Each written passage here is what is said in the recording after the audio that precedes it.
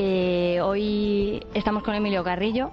Es una entrevista que teníamos desde hace tiempo muchas ganas de hacer y bueno, parece que hoy por fin se ha cumplido nuestro deseo. Y os voy a presentar un poquito brevemente quién es Emilio, para los que no les conozcáis. Él lleva ya desde hace algún tiempo dando charlas por toda España, en los lugares donde le requieren para ello. Y bueno, sus charlas están colgadas en internet, son accesibles para cualquiera que tenga interés y la verdad es que son charlas que tienen muchos miles de reproducciones de mucha gente que está conociendo el mensaje, ¿no?, que comparte con nosotros Emilio. Entonces yo voy a daros unos cuantos datos de los cuales no vamos a hablar durante la entrevista porque nos vamos a centrar en otro tipo de cuestiones de esta última etapa por la que está pasando Emilio y a lo que se está dedicando. Y los datos los doy más que nada para saber de dónde parte esta historia, de un proceso de cambio, una metamorfosis que ha vivido él en su vida y que le ha llevado pues a la situación en la que está ahora, ¿no?, a la visión de la realidad y del mundo que tiene ahora. Digo que ha sido un cambio radical, que yo no sé si él estará de acuerdo, yo denominaría como una metamorfosis prácticamente, porque Emilio se ha dedicado durante muchos años a la política. Tiene un currículum que mucha gente consideraría impresionante, ¿no?, porque él ha sido vicealcalde de Sevilla, ha sido también vicepresidente de la Diputación Provincial, ¿verdad? Y bueno, ha sido profesor de universidad, ha trabajado para Naciones Unidas y además es autor de más de 30 libros, de muchos artículos en prensa especializada. Pero bueno, en un momento de su vida él, por una serie de circunstancias, comenzó a ver la realidad de otra manera, a tener una apertura consciencial y luego en concreto un hecho muy trascendente que fue, creo que en 2010, es un tema de una enfermedad, supuso un momento culmen en su vida para iniciar un cambio y abrirse a compartir su experiencia con el resto de las personas. Así que pues, si te parece, partimos de ahí. Y bueno, agradecerte muchísimo la entrevista, ¿no?, porque sabemos que viajas mucho y además vives en Sevilla. Y a mí me gustaría empezar por preguntarte que cómo comienza ese cambio en tu vida, ¿no?, de una persona que se dedica a temas que es economista, que se dedica a temas políticos y económicos, a dar el paso que has dado, ¿no?, a hacer este tipo de charlas y compartir este tipo de temas mucho más espirituales. En estos momentos de mi vida, yo no es que crea, sino que sé que nuestra encarnación en el plano humano es una cadena de vidas. Y que cada vida de las que desarrollamos en el plano humano está íntimamente relacionada con las que hemos desarrollado hasta este momento, con toda esa cadena.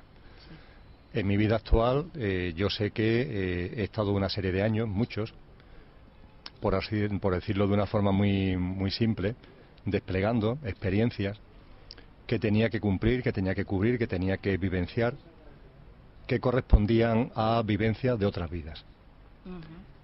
Y bueno, a eso he dedicado una serie de años, bastantes años de mi vida. Es decir, por tanto, es como si hubiera estado cerrando nudos o círculos que venían de atrás.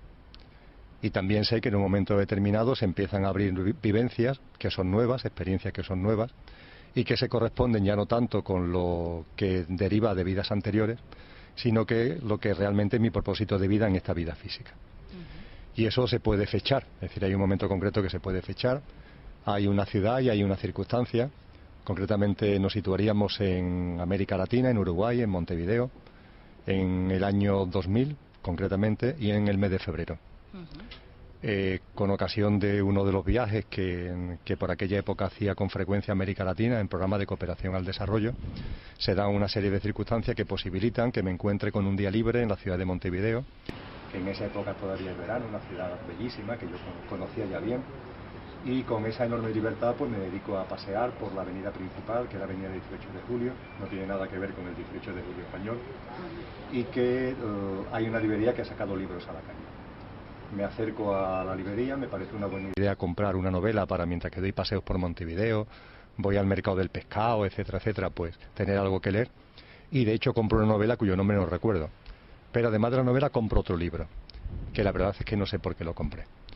Ese libro que no sé por qué lo compré y que en principio ni siquiera leí, y que me puse a leer en el viaje de vuelta en el avión porque no conseguía dormir, cosa que siempre hago tremendamente, con mucha facilidad, que dormir en el avión. y que en ese momento no lo conseguía, y como la otra novela se había ya terminado, la había terminado de leer, pues tuve que coger este libro. El libro es quizás conocido para muchas de las personas que siguen vuestra web. Yo en aquel momento no lo conocía de nada. Su título es El Kybalión. Y El Kybalión es un libro que sintetiza los principios herméticos y que posiblemente está datado en sus contenidos fundamentales hace muchos miles de años. Lo sorprendente de ese libro es que cuando empecé a leerlo me sonaba. Pero por mucho esfuerzo que yo hacía en recordar en qué momento de mi vida había leído ese libro, la verdad es que no lo encontraba. Y no solamente me sonaba, sino que conforme iba avanzando en las páginas, me di cuenta que era capaz de vaticinar lo que decía la siguiente página. Pero no de una forma genérica, sino que, como estaba aburrido en el avión, hice un intento de ponerme a escribir lo que venía después de lo que estaba leyendo. Y la reproducción era casi literal. Con lo que me di cuenta que el libro ese me lo había aprendido de memoria. La verdad es que yo solamente me recordaba haber aprendido un texto de memoria, y es que como hice oposiciones a técnico de la Administración General del Estado, una de las cosas que el preparador de oposiciones me obligó a hacer es aprenderme de memoria la Constitución española. Es el único texto que recuerdo de memoria. Y curiosamente mi sensación es que con el Kybalión era exactamente igual, que me lo había aprendido de memoria. Cuando bajé del avión en Madrid, de vuelta de ese viaje, era otra persona. Me di cuenta que había cosas en mi vida que yo desconocía, que no me conocía a mí mismo. Empecé a plantearme seriamente la posibilidad de que efectivamente la vida fuera una cadena de vidas y abrirme interrogantes, que es como se toma conciencia con las preguntas, abrirme preguntas e interrogantes que hasta ese momento no me había formulado. Y a partir de ahí todo empezó a evolucionar de una forma cada vez más rápida, cada vez más rápida, cada vez más rápida. Hubo algunos amigos y amigas que han sido maravillosos en el camino, que me supieron indicar que este es un camino sin vuelta atrás, es decir, que hay un punto culminante en el que, como sigas avanzando, tu vida exterior empieza a cambiar, es decir, ese momento cumbre en el que los cambios interiores empiezan a remoldear tu vida exterior, y que a lo mejor tu mente esos cambios no le gustan, aunque estén promovidos desde tu interior, pero a tu pequeño yo, a tu yo exterior, esos cambios quizá no le apetezcan, y que por tanto hay que tener valentía si se decide seguir para adelante. Yo opté por seguir para adelante, y como apuntabas, todo este proceso finalmente desembocó en una experiencia en noviembre del año 2010 que fue una bendición, un regalo de la providencia, en forma de enfermedad, pero un regalo de la providencia, de la forma más tonta, como suelen ocurrir este tipo de cosas. Y es que bajando de un monte, una madrugada de un sábado a un domingo, cercano a Sevilla, en la localidad de Morón, tengo una caída. Esa caída me provoca una fractura del peroné de la pierna izquierda. La fractura del peroné provoca a su vez una trombosis en la vena femoral, y esa trombosis, el trombo sube y me provoca un infarto en el pulmón derecho, un infarto pulmonar. Y bueno, hay una serie de problemas, de errores diagnósticos que hacen que el tema se agrave más de lo que en principio debería haber sido, y termino esa experiencia el 29 de noviembre del año 2010 en la UCI de un hospital y experimentando una experiencia cercana a la muerte, ¿no? La experiencia de tránsito. Estuve muchas semanas hospitalizado, muchos meses de baja, 10 meses de baja laboral, y todo ese periodo hizo que, si ya llevaba tiempo desde el año 2000 viviendo, sintiendo, experienciando cosas distintas a las normales, por llamarlo de alguna forma, eso ya sí supuso un antes y un después clarísimo en mi vida, ¿no? Y a partir de ahí pues aquí estamos, es decir, compartiendo con gente lo que a mí me gusta llamar el recuerdo. No tengo ninguna duda de que no estamos aprendiendo nada, sino que lo que hacemos en nuestras dimensiones espirituales encarnadas en ser humano es recordando lo que somos. Sé cada vez con más claridad que lo que somos está ligado al amor, de una manera o de otra. Y bueno, pues lo que ando es compartiendo, recordando con mucha gente y expandiendo el amor que somos, afortunadamente encontrándome a gente maravillosa como vosotras, por todos sitios. Muchas gracias, pues la verdad es que es una labor muy bonita la que haces, y a mí me gustaría decir que, bueno, la gente que te ha escuchado la charla lo sabe, pero a mí me llama la atención cómo puedes transmitir conceptos que han sido tan herméticos, que han estado como quizá accesibles solo para un grupo determinado de personas por la complejidad con la que se ha transmitido ese saber o ese conocimiento, tanto de índole más espiritual o metafísico como científico. Entonces a mí me llama la atención que en tus charlas lo haces de una manera muy pedagógica, que cualquier persona puede comprender en su profundidad esos conceptos, y eso creo que parte con la comprensión profunda y con ser consecuente y reflejarlo en tu vida, con tu etapa en la que has sido docente, que has sido maestro. Pero tú ya tenías esa vocación siempre de transmitir a otros, ¿no?, de compartir. Sí. Empiezo por lo menos importante, aunque tiene importancia, que es la labor de docente. Y como sé que tú eres licenciada en Derecho, me permites una broma. Vamos, una broma no, es algo que sucedió realmente, pero que lo expreso en plan de broma. Yo no soy abogado, yo soy economista. Y en el último año de carrera yo quería dedicarme a la docencia universitaria. Y me incorporé a un departamento de la Universidad de Sevilla, el Departamento de Vetería Económica. Y ese departamento, bueno, pues a un alumno todavía, al catedrático, pues la ocurrencia que tuvo fue enviarme a dar clases prácticas de economía política fuera de la Facultad de Ciencias Económicas y Empresariales, en la Facultad de Derecho. Lo cual tiene su intríngulis porque para los economistas, los abogados, o mejor dicho, para los profesores de economía, dar clases en Derecho supone encontrarse con un público objetivo que mientras que las personas que estudian empresariales o económicas, bueno, pues se han encontrado con las matemáticas, no se asustan al menos cuando ven una curva. Sin embargo, en Derecho lo que ocurre es todo lo contrario, es decir, que efectivamente al poner simplemente un número en la pizarra ya hay mareos en clase y no digamos ya cuando se pone una curva, se dibuja una curva en la pizarra. Entonces, bueno, aquello fue un reto, es decir, que y además, bueno, era un pipiolo, ¿no?, en quinto de carrera. En aquellos tiempos, además, los estudios universitarios se hacían mucho antes. Yo terminé la carrera con 21 años, o sea que era un pipiolo, y me mandaron a dar clases prácticas de economía política a la Facultad de Derecho, a segundo. Un reto. Pues bien, eso, ya con diferentes niveles, lógicamente, en la docencia, pero eso que al principio me parecía una pasada del catedrático, pero que yo acepté encantado porque era ya un contrato de trabajo y hacía lo que me gustaba, dar la docencia en teoría económica, se fue desplegando a lo largo de los años. Y estuve así desde el año ese, que era el año 1980, hasta el año 2000. 20 años dando clases de economía política en la Facultad de Derecho.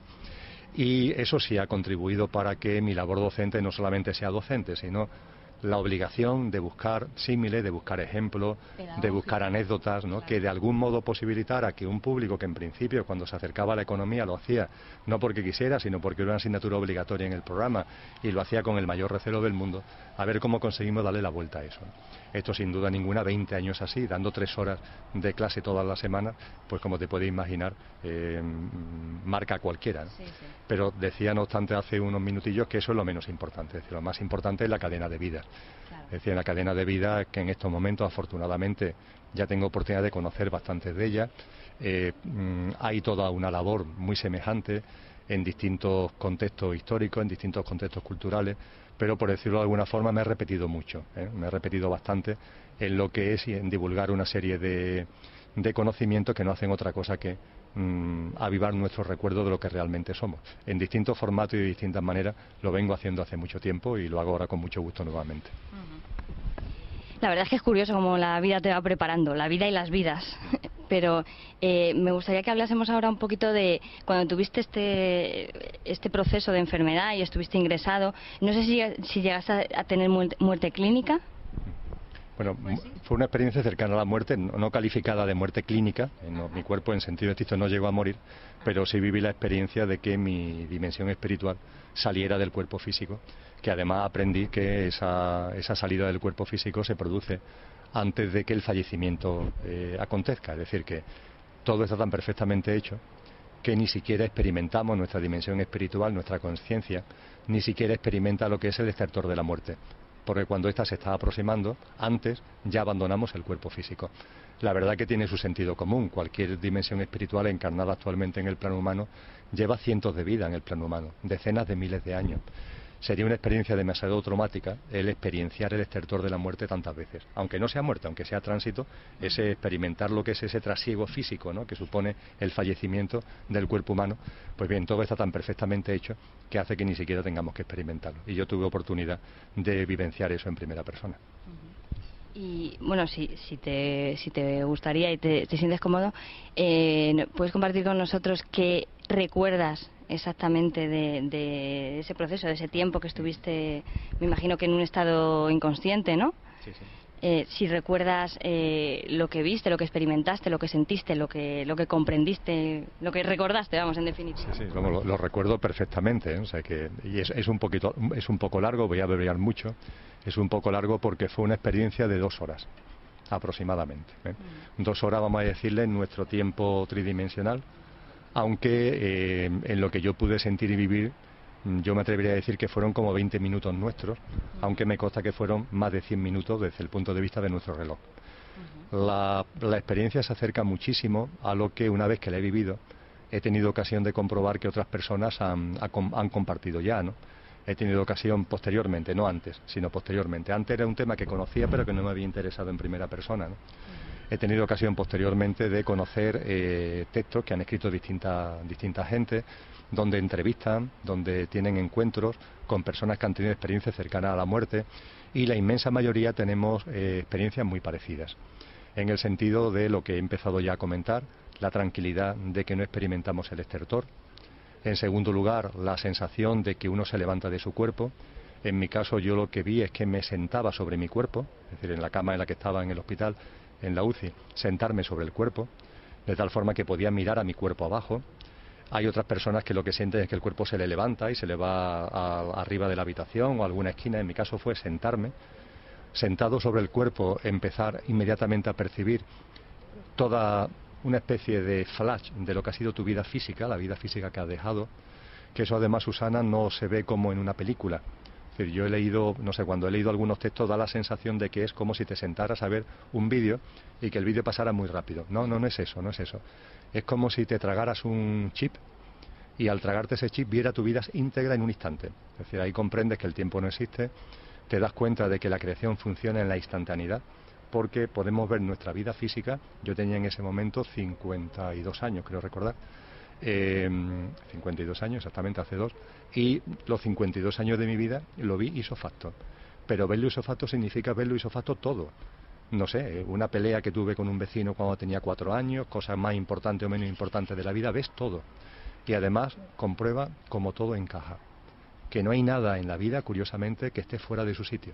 Que todo tiene su porqué, que todo tiene su para qué, que la experiencia vivida todas se encajan, que todas se interrelacionan.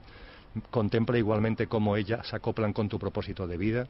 En definitiva, es algo sensacional, ya no solamente por percibir lo que es la instantaneidad, sino por darte cuenta que somos un edificio en construcción, cada uno de nosotros, que el aquí ahora es ni más ni menos que la foto en la que en estos momentos la construcción, el momento de avance en el que la construcción tiene, y que en este aquí ahora con el edificio de cada uno somos, nada sobra. Que no hay ningún ladrillo que sobre, no hay ninguna planta que sobre. El edificio es como es precisamente porque nada sobra, ¿no? Y aunque la mente a lo mejor un ladrillo lo pinte de negro, otro lo pinte de rojo, otro lo pinte de blanco, este me gusta, este no me gusta, me gustaría quitar esta ventana, me gustaría que esta puerta fuera más grande, la realidad es que todo es como tiene que ser y que todo encaja perfectamente en el edificio, ¿no? Esa es otra de las cosas que recuerdo de una forma más hermosa, ¿no? Igualmente recuerdo de una forma muy hermosa la presencia inmediata de seres de luz, inmediata. Todo esto que he comentado de empezar a elevarme sobre mi cuerpo, de ver la vida física que he dejado atrás y de empezar a aparecer seres de luz fue muy rápido. Esos seres de luz son de muchas formas. En primer lugar, son nuestros seres queridos. Yo tuve oportunidad de la presencia que había sentido ya antes de mi padre y de mi madre, ambos fallecidos. Tuve oportunidad de estar con ellos, de compartir con ellos su alegría, la alegría de esa vida de luz que se tiene en el más allá. Tuve ocasión de compartir además con familiares de mi madre, que curiosamente habían venido a recogerme, no tanto a mí, porque para eso estaba mi padre y mi madre, sino una tía mía que se estaba muriendo en paralelo a la misma vez, cosa que yo no conocía en ese momento y que después ya cuando me sorprendió y lo comenté con otras personas, dice, bueno, es que tu tía María estaba muriendo precisamente en ese mismo momento. Entonces, bueno, además de eso, también otras entidades que tienen que ver fundamentalmente, Susana, con las que de algún modo, antes de nuestro tránsito, hayamos tenido algún tipo de conexión. Bien por oración, aquellas personas que practiquen la oración, bien porque empiecen a percibir, como a mí me había pasado antes, que somos seres multidimensionales y que eso nos permite contactar con nuestra multidimensionalidad, con seres de otras dimensiones. Pues bien, esos seres de otras dimensiones también estaban allí. Y una figura que hasta ese momento para mí había sido importante, pero que no tan radicalmente importante como desde entonces para acá, que es la figura de Cristo Jesús, se hizo muy patente, enormemente patente. Y además con una presencia que llevó a iluminarnos a todos. Es decir, si ya todos éramos luz, el presentir su presencia, fíjate, solamente el presentirla nos iluminó, nos hizo más fluorescentes todavía, y su llegada fue una cosa hermosísima, que tampoco podré olvidar en mi vida. Su rostro, al menos tal como yo lo vi, pero sobre todo lo que sentí, ese amor, esa energía crística tan absolutamente pura, que además conecta con lo que somos por dentro. Es decir, que no es algo que esté fuera, no es algo que tú veas solamente en esa entidad, sino que además siente que eso que estás viendo eres también tú, ¿no? Y cómo se armoniza y cómo todo se acopla, la verdad que es otra experiencia realmente maravillosa. Y por no alargarme demasiado, el túnel de luz aparece. El túnel de luz, a mí por lo menos me pareció un túnel muy atractivo, muy acogedor, al que te entra ganas de ir. Mis familiares que me estaban acompañando como seres de luz empezaron a entrar por el túnel, y en el momento en el que yo empezaba a entrar por el túnel fue Cristo Jesús el que me planteó que si no no ocasionaba ningún tipo de desarmonía, a lo mejor había algo que todavía me apetecía hacer en el plano humano y en la vida física actual. Y yo la verdad es que ni lo pregunté, Susana, ni pregunté, sino que lo sentí en armonía que sí, dije que sí. Y bueno, pues en lugar de seguir con mis familiares por el túnel, me volví. Y volví a mi cuerpo físico y bueno, y a partir de ahí sigo aquí.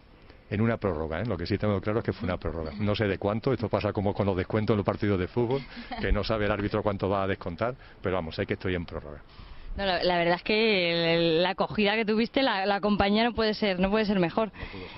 Entonces, tú concluirías con el hecho de afirmar que la muerte no existe, que es o sea, para ti la muerte, como se entiende, no existe. La muerte evidentemente no existe. A mí me gusta decir que la muerte es un fantasma de la imaginación humana. Bajo ningún concepto existe la muerte. Es algo que no solamente expreso por una especie de convicción, sino por vivencia directa, absoluta y completa. Además que yo no tuvo ningún sesgo de ficción, ni en ese momento yo estaba bajo ningún tipo de alucinógeno, ni mi experiencia cercana a la muerte en este sentido dista nada de lo que han sido experiencias de millones y de millones de personas en el mundo entero, que lo que podemos asegurar y atestiguar es que la muerte no existe en absoluto. Podemos atestiguar que hay un plano de luz que es la vida auténtica, podemos atestiguar que desde ese plano de luz nos proyectamos a este por una serie de razones para vivir experiencias y nos encarnamos en el plano humano, y es verdad que en el plano humano, como es un plano de tercera dimensión, existe la concadenación de muertes físicas que no existen en otras dimensiones, pero aquí sí existe, y bueno, pues tenemos entonces la sensación de que la muerte puede existir, pero no bajo ningún concepto. Eso lo puedo asegurar fehacientemente, y es algo además que he intentado compartir con muchísimas personas, porque sobre todo hay gente que teme a la vida porque teme a la muerte. Claro. Y el temor a la muerte hay que eliminarlo por completo, ayuda a vivir en libertad. Y hay personas que, habiendo, fíjate, superado el temor a su muerte, le cuesta mucho trabajo superar el temor a la muerte de sus seres queridos. Mucha gente que te dice, no, si yo el tema de mi muerte soy capaz lo tengo ya superado, ¿no? Pero que se muera mi hijo, que se muera mi hija, mi pareja, ¿no? La muerte no existe, es que no existe para nadie, ¿no? Y lo que existe es una presencia permanente. Las dimensiones espirituales encarnadas en seres humanos, cuando transitamos al otro plano, seguimos estando en armonía y seguimos estando en sintonía con los seres queridos que siguen estando en este plano. Lo que ocurre es que nos autolimitamos mentalmente, ¿no? Que como nos educan, nos enseñan, o no sé, o nosotros mismos nos convencemos de que eso no es posible, pues claro, si creemos que no es posible, no es posible. Nosotros mismos nos autolimitamos. Pero las personas que son capaces de romper ese velo, ¿no? Y de abrir con claridad su mente y su espíritu, sobre todo, y su corazón, ¿no? A ese más allá y a esa presencia de seres queridos, de seres cercanos que han transitado, los encuentran, los hallan. Porque también sé, porque me lo dijeron mis padres, ¿no? Que esos seres queridos de otros planos de luz están deseando estar con nosotros. Mejor dicho, no estar con nosotros, que están, sino que nos demos cuenta que ellos también lo pasan mal, entre comillas, cuando ven que los que se han quedado aquí lo pasan tan mal por su ausencia, ¿no? Y que quisieran tener una comunicación, valorando, y eso sí, valorando que se le eche de menos, es decir, valorando el hecho de que con la muerte física, claro, en el plano humano se llora y se echa de menos esa presencia, ¿no? Pero también dándote cuenta de que realmente la presencia sigue estando, y es una presencia muy potente, una presencia espiritual, pero es una presencia real. Sí, te preguntaba, insistía sobre el tema porque he escuchado, y yo lo considero así, que dicen que detrás de cualquier miedo humano, el miedo primigenio que hay es el miedo a la muerte. Y yo muchas veces me he preguntado, si la gente no tuviese miedo, el mundo sería completamente otro, diferente. O sea, viviríamos en una especie de paraíso, porque considero que todo lo que hacemos en la vida, y de hecho las circunstancias sociales que nos rodean, ¿no? de crisis, de convulsión social, todo viene asociado a un miedo a no tener para sobrevivir, a un miedo a la muerte al final. Pues eso, lo que comentabas, a tu muerte o a la de los semejantes. Entonces es muy importante que haya personas como tú que den este testimonio y ser cada vez más consciente de que esto no es así, que no existe. Por eso mi siguiente pregunta va en el sentido de he escuchado en tus charlas que explicas de una manera que me parece extraordinaria y muy sencilla el proceso de expansión de la conciencia, cómo se desarrolla en un ser humano. y la repercusión que tiene esto en el concepto de realidad, de lo que es la realidad. Entonces, para ti, ¿qué es la realidad con mayúsculas y cómo se activa ese proceso de expansión de la conciencia? Es muy fácil de sintetizar. Sé que dicho así a bote pronto echa para atrás, ¿no? Pero lo que yo comparto y creo que es el recuerdo que estamos activando es que en lo que llamamos este mundo, en lo que llamamos entre comillas nuestra vida, todo es verdad y nada es real. Todo es verdad y nada es real. Todo es verdad en el sentido que cada uno está convencido de que la realidad que está viendo existe y es. Y de hecho somos vehementes incluso en la defensa de aquellos que consideramos como realidad. Nuestros principios, nuestra forma de ver las cosas, nuestra forma de ver la vida, nuestros criterios, nuestras opiniones. Somos muy vehementes normalmente en respecto a eso, porque cada uno tiene su verdad. Yo he aprendido y he recordado que eso es así y que la verdad de cada cual es verdad. Que nadie está en posesión de la verdad porque todo el mundo está en posesión de su verdad y que todas las verdades son tan absolutamente válidas como las demás y que no se puede mirar a nadie por encima del hombro, ni a nadie se le puede tildar ni de loco ni de cuerdo, que lo que cada uno expresa como su verdad es verdad. En el momento en que una dimensión espiritual encarnada en un ser humano, en nuestra capacidad creadora, afirma que esto es verdad, literalmente, es verdad en este plano, es verdad en esta matriz holográfica de la que hablaremos ahora. Ahora, en paralelo, esto es una matriz holográfica y por tanto nada de lo que aquí ocurre es real. Real en el sentido de lo que incluso podemos entender mentalmente que es la realidad. No es una realidad, es un holograma. Es lo que intento en las charlas compartir a través de una explicación de lo que es la dinámica conciencial y, como tú bien has dicho, de la expansión de la conciencia, que está muy ligada con corrientes espirituales de todos los tiempos. No es nada, por tanto, realmente novedoso.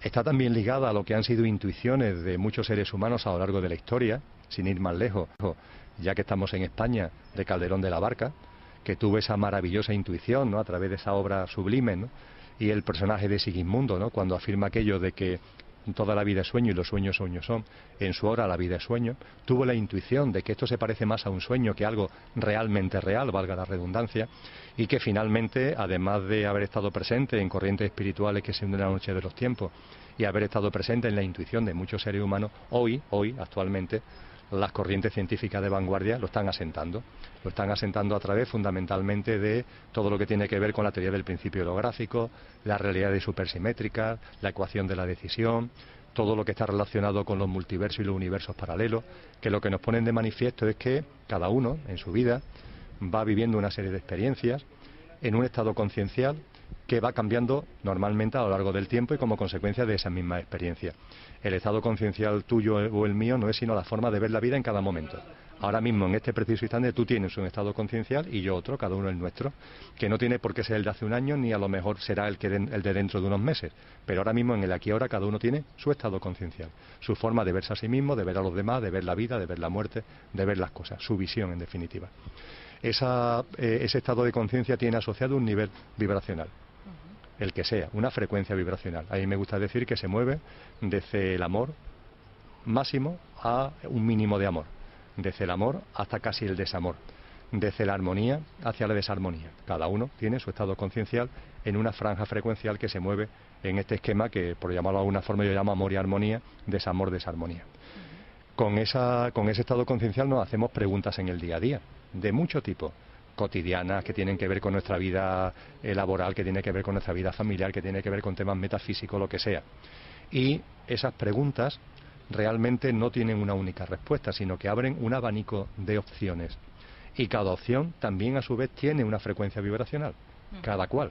Ante cualquier cuestión que nos planteemos, yo pongo el ejemplo porque como está muy en boga, ¿sigo o no sigo con mi pareja? Bueno, pues dentro de seguir o no seguir con tu pareja, tanto en el sigo como en lo sigo hay muchas opciones, porque hay muchas maneras de seguir o no de no seguir. Bueno, pues cada una de ellas tiene su frecuencia vibracional, de mayor armonía, de menor armonía, de mayor amor, de menor amor. Y finalmente lo que se produce es un punto de encuentro. El punto de encuentro entre la vibración del estado conciencial, que yo tengo en el aquí y ahora, y las distintas opciones que se han abierto al hacerme la pregunta. Pues bien, es muy sencillo. De esas opciones, la que viene a mi vida, la que viene a lo que yo denomino mi realidad, no es una cualquiera, sino es aquella que sintoniza precisamente su frecuencia vibracional con mi frecuencia vibracional. Esto, que desde el punto de vista científico puede parecer un pequeño lío al explicarlo con frecuencias vibracionales, es lo que nos pasa en la cotidianidad. Si tú estás cabreado con la vida, si tú te encuentras mal, si tú estás ofuscado, si tú estás en un estado de ira, de odio, inevitablemente en el día a día las cosas que te vayan sucediendo, las experiencias que vayas viviendo, las opciones que vayas abriendo, vas a ir tomando decisiones y vas a ir trayendo opciones que estén en tu estado de desarmonía. No puede ser de otra manera. Tú en desarmonía no traes a tu vida cosas armónicas y viceversa. Cuando estás en armonía, lo que traemos a nuestra vida son opciones armónicas. Por tanto, es algo que la ciencia ya explica, pero que el sentido común nos lleva a decir, oye, efectivamente, esto es así. ¿Qué es lo importante de esto? Bueno, pues lo importante de esto es que así es como fabricamos nuestra vida. Si nuestra vida finalmente son multitud de opciones que vamos abriendo en nuestro día a día con las preguntas que nos formulamos y que vamos convirtiendo en realidad aquellas precisamente que sintonizan con nuestro estado conciencial. De esa manera, además, nuestro estado conciencial puede ir cambiando. Y si va cambiando nuestro estado conciencial, a su vez, irá cambiando la característica de la vibracional de las opciones que vamos trayendo a nuestra vida. Y esto, además, Susana, se explica finalmente con una dinámica conciencial que es ondular. Es decir, la expansión de la conciencia, que se produce mediante este mecanismo que acabo de comentar y que tiene su base en que cada uno está fabricando el holograma de su vida, la composición de ese holograma, la expansión conciencial que está detrás de la conformación de ese holograma, no es una línea recta hacia arriba o hacia abajo, sino que son ondas. Normalmente ondas que van en crecimiento como tendencia, pero que tienen un sub y baja, como si lo que en matemática le llaman campanas de Gauss. Y la parte de su vida es una parte placentera, una parte donde uno siente que todo armoniza con uno mismo, etcétera. Pero también es expansión conciencial, de la misma forma cuando empieza la bajada. Y normalmente nuestra mente nos dice que eso es algo que no se debe vivir, que uno quiere evitar. Pero sin embargo forma parte de la expansión conciencial. San Juan de la Cruz lo llamó la noche oscura. Y la noche oscura, más hermosa que la alborada, es ni más ni menos que el preámbulo de un nuevo amanecer y de una nueva fase de ascenso en la campana de Gauss que explica nuestra dinámica conciencial. Por tanto, cuando se vive noche oscura, la noche oscura hay que aceptarla como parte precisamente de la expansión conciencial. Y eso sí, también es importante tener en cuenta que cuando la noche oscura se acepta, cuando esa bajada de la onda se acepta, la bajada no es tan bajada, es decir, la bajada es menos intensa y dura menos tiempo.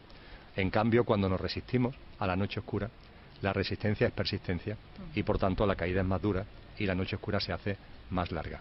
Finalmente, Susana, como consecuencia de todo lo que acabo de comentar, tú fabricas tu holograma, yo estoy fabricando el mío, Sofía está fabricando el suyo, las personas que nos están siguiendo, cada uno fabricamos el nuestro y entre todos fabricamos una matriz holográfica. En esa matriz holográfica, que lo explica muy bien la película Matrix, lo explica muy bien en cuanto a su configuración, en esa matriz holográfica cada uno cree que su realidad es real. Ninguna lo es realmente. Cada uno cree que su verdad es verdad y en esa matriz holográfica la verdad de cada uno es verdad. En esa matriz holográfica los hologramas nos necesitamos los unos a los otros. Es decir, si tú y yo estamos compartiendo esta charla es porque en el holograma que tú estás creando con tu vida y el holograma que yo estoy creando con mi vida, nos necesitamos por algún motivo, por alguna razón. Si no, no se produce nuestro encuentro.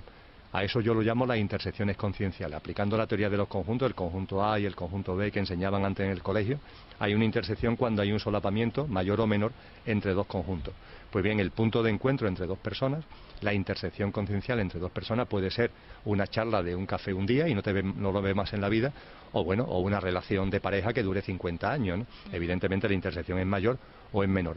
Pero cualquier intersección conciencial que se produce en nuestra vida con el holograma de otra persona, con otra persona, es porque necesitamos la realidad que esa otra persona está creando para la realidad que nosotros estamos creando con nuestra vida. Hay una necesidad. Y lo más maravilloso es que esa necesidad puede ser directa o indirecta. Es decir, para que nos proporcione una ayuda directa o indirecta para la vida que yo quiero crear. Tú hoy en el encuentro conmigo, tú tendrás tus motivos y tus razones, pero yo lo tengo que analizar desde mi prisma. Yo estoy creando una realidad y mantener esta charla contigo significa que en la realidad que yo estoy creando, el que tú aparezcas en mi vida para mantener esta charla, yo lo necesito, por las razones que sean. Tú me ayudas a crear mi realidad. Pues bien, esa ayuda, no digo en tu caso, sino en general, esa ayuda puede ser directa o indirecta. La ayuda directa, aquellas personas que aparecen en nuestra vida y que nos dan amor, nos dan cariño, nos dan apoyo, nos dan ánimo, en definitiva, nos dan cariño. Esa es la ayuda directa. Y se entiende bien, ¿verdad? Que nos están ayudando. Cuesta más trabajo entender que también aquellas personas que están en tu vida, diciéndolo coloquialmente, haciéndote la puñeta, te están también ayudando. Eufemísticamente yo lo llamo una ayuda indirecta, para diferenciarlo de la otra, de la ayuda directa. Pero funciona exactamente igual. Realmente esas personas que aparentemente te están poniendo ahí trabas, que te están poniendo obstáculos, que te están generando problemas, te están ayudando a crear tu realidad. Eso cuesta trabajo aceptarlo, porque claro, hay personas que hacen mucho daño y dice, bueno, esa persona que me está haciendo tanto daño, ¿cómo es posible que Emilio me diga que me está ayudando? Yo ahí lo que recomiendo entonces son unos minutos de silencio. Recomiendo respirar conscientemente, apartarse a un lugar solitario y encontrarse con uno mismo y empezar a indagar dentro de uno qué es lo que en mi realidad está realmente provocando que esa persona que me está haciendo la puñeta haya aparecido en mi vida y se mantenga en mi vida. Y se encuentran las respuestas, se encuentra el porqué. Eso sí, en la medida en que mi estado conciencial vaya cambiando, esas intersecciones concienciales o se fortalecen o se diluyen. En mi proceso, por ejemplo, que hemos comentado al principio de la entrevista, a lo largo de estos años, bueno, pues había intersecciones concienciales con personas que cuando mi estado conciencial era uno, eran muy intensas y que conforme mi estado conciencial ha ido modificándose como consecuencia del proceso que hemos comentado, han ido diluyéndose de mi vida. No porque huyamos de ellas, sino simplemente porque ya no encajan dentro de lo que es tu nuevo estado conciencial. Así es como funciona la dinámica conciencial, es maravillosa y la conclusión última y definitiva es que somos responsables de nuestra vida al 100%. Es decir, lo que el Ho'oponopono, que tiene miles de años de historia, nos viene diciendo desde hace miles de años. Cada uno es responsable de su vida al 100%. Y además las opciones que traemos a la realidad, en el momento presente, generan una cadena de causa y efecto. Cadena de causa y efecto que puede tener implicaciones, impactos en tu vida, en el corto, en el medio, en el largo o en el larguísimo plazo. Es decir, incluso en otras vidas físicas, que es lo que las corrientes orientales denominan el karma, ¿no? Los impactos que tienen en tu vida actual, decisiones, opciones que trajiste a tu vida por el mecanismo que hemos comentado en otras vidas físicas. Esa es la razón de ser de los karmas, ¿no? Y la vida, por tanto, tanto por lo que traemos inmediatamente a la realidad, como por la cadena de causa y efecto de opciones que trajimos, entre comillas, hace tiempo, la vida es responsabilidad de cada uno al 100%. Pues te iba a preguntar precisamente por el Ho'oponopono. Porque, bueno, enlazando un poco con el tema de los obstáculos, que tú distingues entre dos tipos de obstáculos, un poco la línea de lo que estás diciendo de de ayudas. Yo lo entiendo de esta manera. Si cualquier cosa que se refleje en tu vida, ya sea directamente o a través de las noticias, cualquier cosa que tenga un impacto emocional en ti, puede estar ocurriendo un hecho, una noticia que en la otra parte del mundo, pero a ti te está removiendo. El hecho de que eso suceda, de que tú te encuentres con esa realidad, significa que de alguna manera en ti hay algo, algún mecanismo, algún sistema de creencias en ti que está sosteniendo que eso ocurra en el mundo de una manera, o sea, que se esté materializando en la matriz, que lo estemos proyectando. En la responsabilidad, el 100% de la responsabilidad de nuestra vida que hablamos en el Ho'oponopono, estaría esto también incluido, todo lo que está pasando en el mundo ajeno o que pensamos que es ajeno a nosotros. Vamos, lo has expresado magníficamente. Vamos, que si estoy por decir, mira, lo has dicho tú ya, ¿no? Toda la matriz holográfica, si estamos compartiendo la matriz 7.000 millones de seres humanos, es porque hay un mínimo de intersección conciencial entre todos nosotros. Si no, no estaríamos en la misma matriz holográfica, ¿eh? De hecho, la matriz holográfica actualmente está empezando a tener reconfiguraciones muy potentes y no es de descartar que en lo que aquí llamamos tiempo se produzca una división, como si fuera una célula que se rompe en dos matrices holográficas diferentes, habida cuenta de que empieza a haber maneras muy distintas de ver el mundo dentro de la humanidad, tan distinta que puede llegar un momento, insisto, de como las células se dividen en dos, la matriz holográfica se rompa en dos. Posiblemente una matriz holográfica que siga dándole cabida a experiencias de tercera dimensión y una matriz holográfica que empieza a darle cabida a experiencias que son ya de cuarta dimensión. Pero en cualquier caso, en el aquí y ahora, que todavía no se ha producido esa división de la matriz, estamos todos conviviendo y por tanto hay un punto de intersección entre todos nosotros. Y todo lo que ocurre en esa matriz tiene que ver con uno mismo. En las corrientes espirituales orientales se dice que si hubiera un ser humano, solamente un ser humano, que fuera capaz de captar lo real, es decir, que fuera capaz de darse cuenta, de ser plenamente consciente, para no darle mucha vuelta y no perder mucho tiempo, de ser plenamente consciente, un solo ser humano, todos los seres humanos cambiaríamos de golpe. provocaría un cambio de la matriz holográfica integral, que un solo ser humano se diera cuenta de todo y fuera perfectamente consciente de todo. Un neo, vamos. Un neo, efectivamente, en la película Matrix una especie de neo. No necesitamos un neo, porque lo más bello de esto es en libre albedrío hacer cada uno su proceso y su camino. Esa es la gracia que tiene esto, si no tendría gracia, ¿no? Pero lo he sacado a colación por la importancia que tiene el ser consciente de cómo uno influye en la matriz. Hay gente que el funcionamiento de la matriz lo conocen hace mucho tiempo y saben que, por ejemplo, a través de lo denominado informativo, es un mecanismo maravilloso para crear en ti un estado de conciencia, de ofuscación, de odio, de ira, de envidia, de malestar, que a ellos le viene muy bien porque tú proyectas en la matriz, no ellos, tú proyectas en la matriz, porque ellos son muy pocos y nosotros somos 7.000 millones. ¿Cómo consiguen que los 7.000 millones proyectemos miedo, inseguridad? Pues bueno, nos meten noticias, nos meten, en definitiva, mensajes que nosotros como memos reproducimos miméticamente y generamos la matriz holográfica que ellos quieren que generemos. Pero lo más importante, Susana, es darse cuenta de que en esa matriz es nuestro propio reflejo, que es nuestra propia proyección.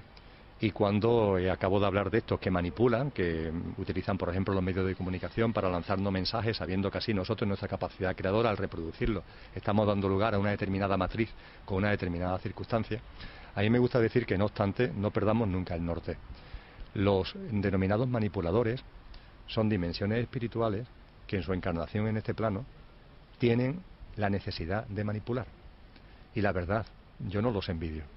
Menuda trabajera el tener que estar manipulando a la gente, menuda trabajera el tener que estar todo el día acumulando, atesorando, deseando todo, el cada vez que se tiene algo, por mucho que sea, parecer que es poco y querer más, ¿no?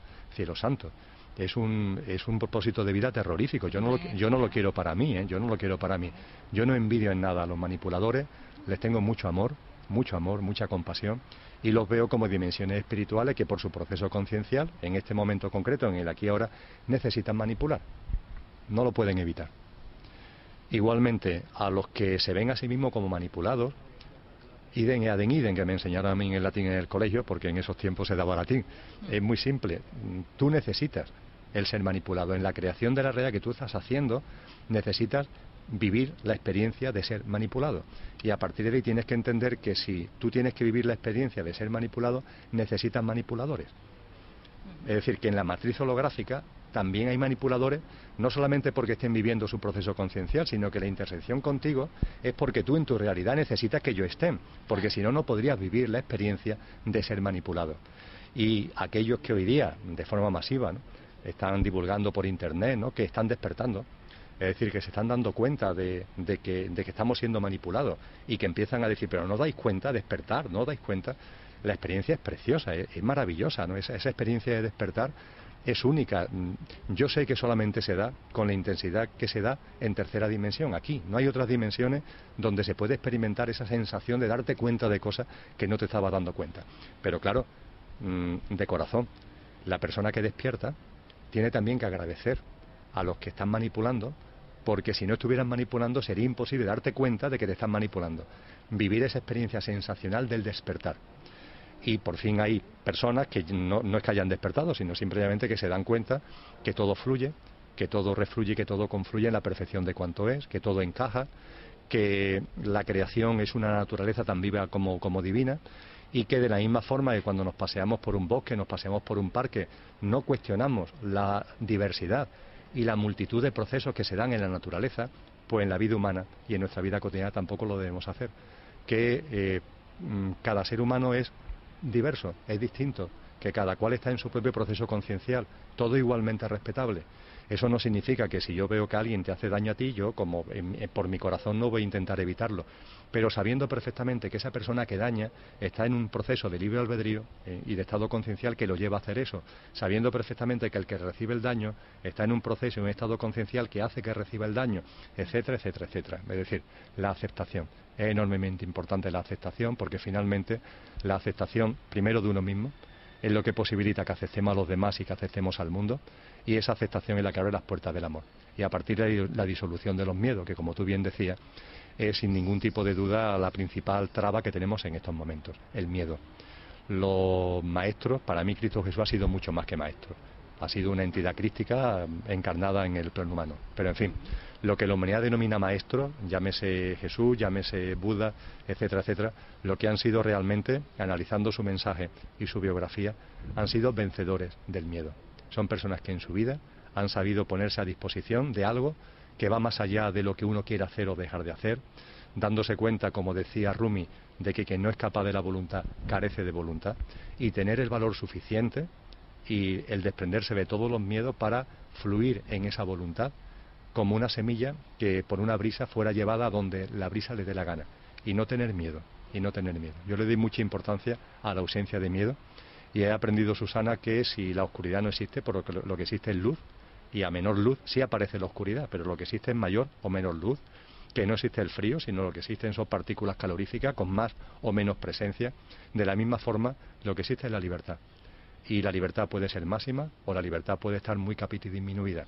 Cuando la libertad está muy capita y disminuida, vivimos en el miedo. El miedo es simplemente la ausencia de libertad. Y los seres humanos nos tenemos que dar cuenta de eso, de que el miedo es la ausencia de libertad. De muchas de las cosas que estamos hablando, considero que hay mucha gente ya que está siendo consciente. Sin embargo, yo, por muchas personas con las que hablo, por amigos y la gente que me rodea, yo he observado un sentimiento, yo a veces comparto ese sentimiento también, de cierta frustración, porque aunque seas consciente de todo esto, de que la realidad es mucho más amplia, que somos 100% responsables, que estamos nosotros proyectando esta matriz holográfica, hay muchas veces que esa conciencia no arranca, digamos, o no hace que se diluya, quizá todo lo rápido que nos gustaría, ciertos sentimientos, ciertas vibraciones bajas que a veces sentimos, ¿no? Como puede ser sentimiento de culpa, sentimiento de rabia, que muchas veces sentimos que es un lastre para que se produzca verdaderamente un cambio, una transformación en nuestra vida. Supongo que tiene que ver mucho con lo que has hablado, por ejemplo, de prácticas como el Ho'oponopono o la aceptación. Pero sí que me gustaría preguntar, porque considero que a mucha gente le va a interesar mucho y le puede ser muy útil, ¿qué sugerirías tú o qué herramientas aconsejarías o que a ti quizás te hayan funcionado para intentar superar esas emociones que hay veces que están como ancladas, como enquistadas en uno, y que aunque te estés dando cuenta parece que muchas veces te arrastran y tienen un poder en tu vida muy, muy grande? Pues si puedo compartir una experiencia, por llamarlo de alguna forma un procedimiento. Tú has mencionado anteriormente a Neo. Neo es el protagonista de la película Matrix. Neo adquiere conciencia de quién él es y de lo que es real. Adquiere conciencia en el yo soy en su plena dimensión. Neo, al adquirir conciencia, logra algo muy importante, que está también al alcance de nosotros: entrar y salir de la matriz.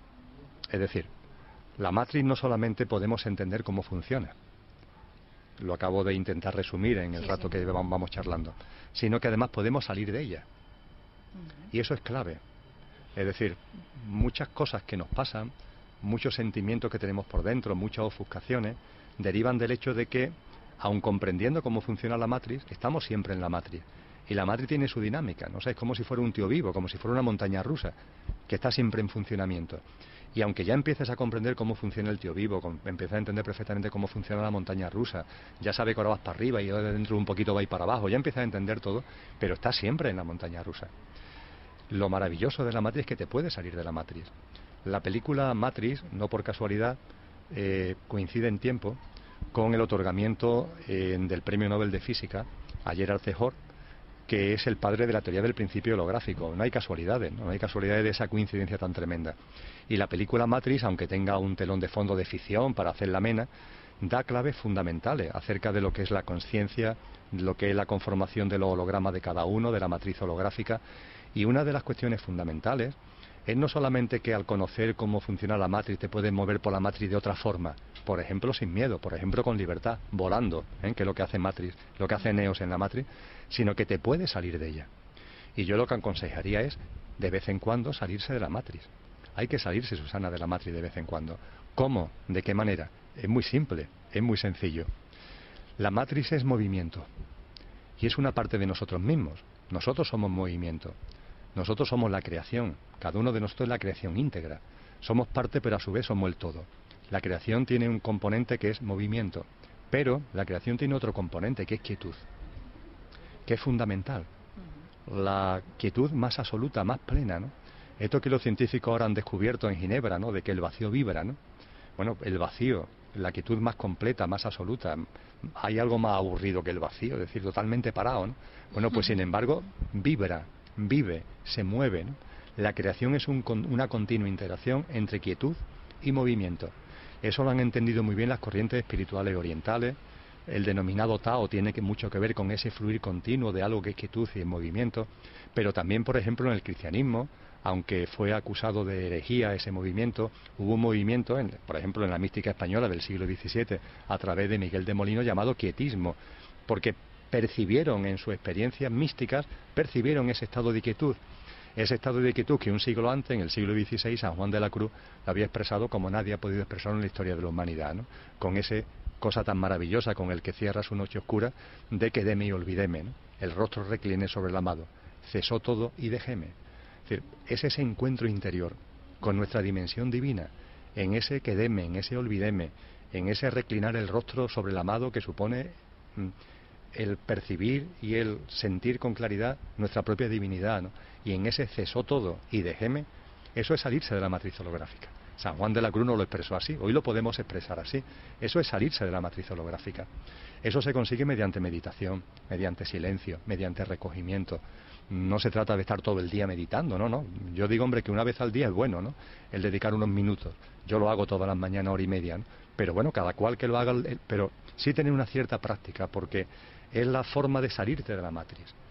Y eso sí, Susana, cuando te sales de la matriz, cuando estás en ese quedéme y olvidéme, cuando reclinas el rostro sobre el amado, cuando cesa todo y te dejas ir, empiezas a percibir cosas que no pertenecen a la matriz.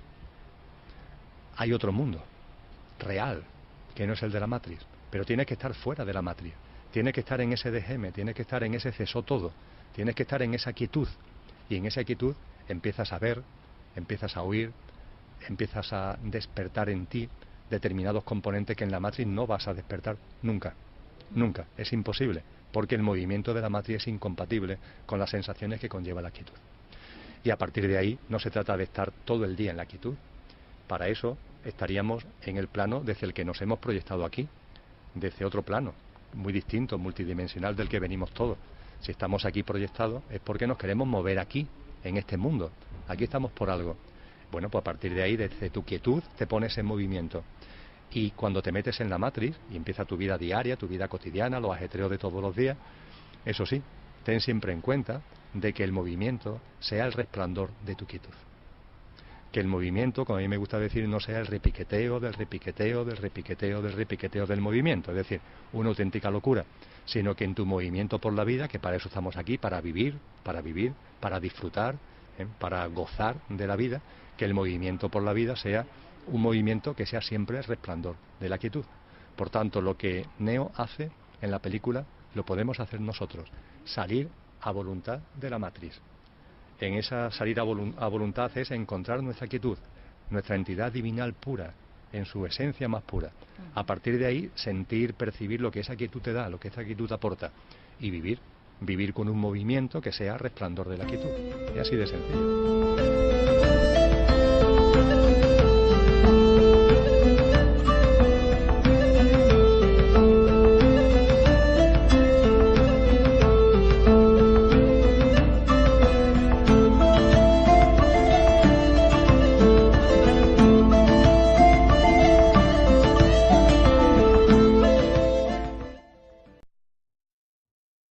Entrevista, ¿no? Porque sabemos que viajas mucho y además vives en Sevilla. Y a mí me gustaría empezar por preguntarte que cómo comienza ese cambio en tu vida, ¿no? De una persona que se dedica a temas que es economista, que se dedica a temas políticos y económicos, a dar el paso que has dado, ¿no? A hacer este tipo de charlas y compartir este tipo de temas mucho más espirituales. En estos momentos de mi vida, yo no es que crea, sino que sé que nuestra encarnación en el plano humano es una cadena de vidas y que cada vida de las que desarrollamos en el plano humano está íntimamente relacionada con las que hemos desarrollado hasta este momento, con toda esa cadena. En mi vida actual yo sé que he estado una serie de años, muchos, por decirlo de una forma muy simple, desplegando experiencias que tenía que cumplir, que tenía que cubrir, que tenía que vivenciar, que correspondían a vivencias de otras vidas. Y bueno, a eso he dedicado una serie de años, bastantes años de mi vida. Es decir, por tanto, es como si hubiera estado cerrando nudos o círculos que venían de atrás. Y también sé que en un momento determinado se empiezan a abrir vivencias que son nuevas, experiencias que son nuevas, y que se corresponden ya no tanto con lo que deriva de vidas anteriores, sino que lo que realmente es mi propósito de vida en esta vida física.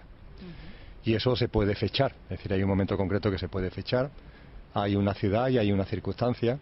Concretamente nos situaríamos en América Latina, en Uruguay, en Montevideo, en el año 2000, concretamente, y en el mes de febrero.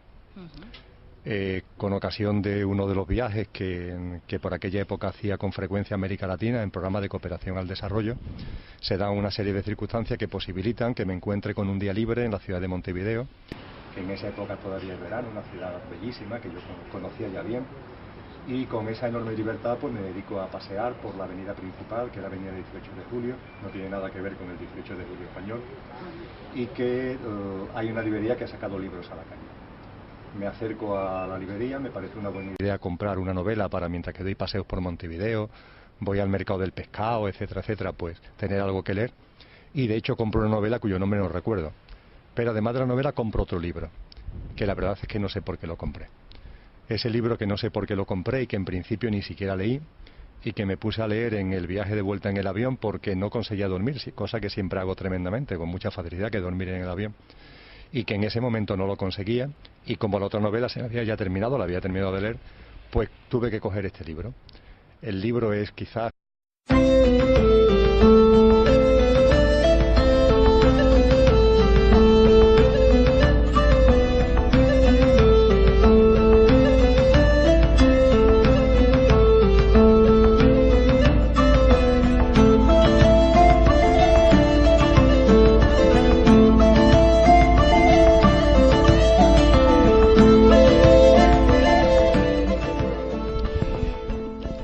Hola a todos, hoy estamos con Emilio Carrillo.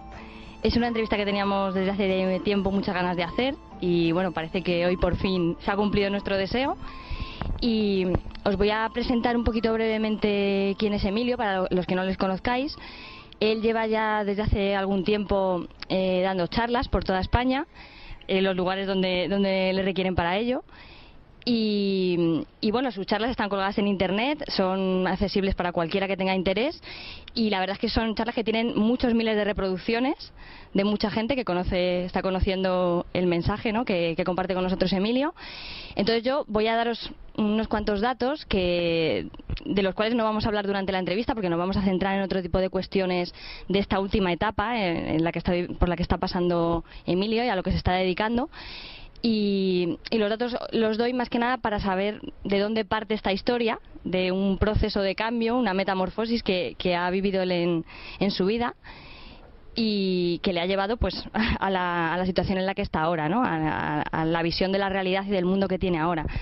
Digo que ha sido un cambio radical, que yo no sé si él estará de acuerdo, yo denominaría como una metamorfosis prácticamente, porque Emilio se ha dedicado durante muchos años a la política. Tiene un currículum que mucha gente consideraría impresionante, ¿no?, porque él ha sido vicealcalde de Sevilla, ha sido también vicepresidente de la Diputación Provincial, ¿verdad? Y bueno, ha sido profesor de universidad, ha trabajado para Naciones Unidas y además es autor de más de 30 libros, de muchos artículos en prensa especializada. Pero bueno, en un momento de su vida él, por una serie de circunstancias, comenzó a ver la realidad de otra manera, a tener una apertura consciencial y luego en concreto un hecho muy trascendente que fue, creo que en 2010, es un tema de una enfermedad, supuso un momento culmen en su vida para iniciar un cambio y abrirse a compartir su experiencia con el resto de las personas. Así que pues, si te parece, partimos de ahí. Y bueno, agradecerte muchísimo la... Conocido para muchas de las personas que siguen vuestra web. Yo en aquel momento no lo conocía de nada. Su título es El Kybalión. Y El Kybalión es un libro que sintetiza los principios herméticos y que posiblemente está datado en sus contenidos fundamentales hace muchos miles de años. Lo sorprendente de ese libro es que cuando empecé a leerlo me sonaba. Pero por mucho esfuerzo que yo hacía en recordar en qué momento de mi vida había leído ese libro, la verdad es que no lo encontraba. Y no solamente me sonaba, sino que conforme iba avanzando en las páginas, me di cuenta que era capaz de vaticinar lo que decía la siguiente página. Pero no de una forma genérica, sino que, como estaba aburrido en el avión, hice un intento de ponerme a escribir lo que venía después de lo que estaba leyendo.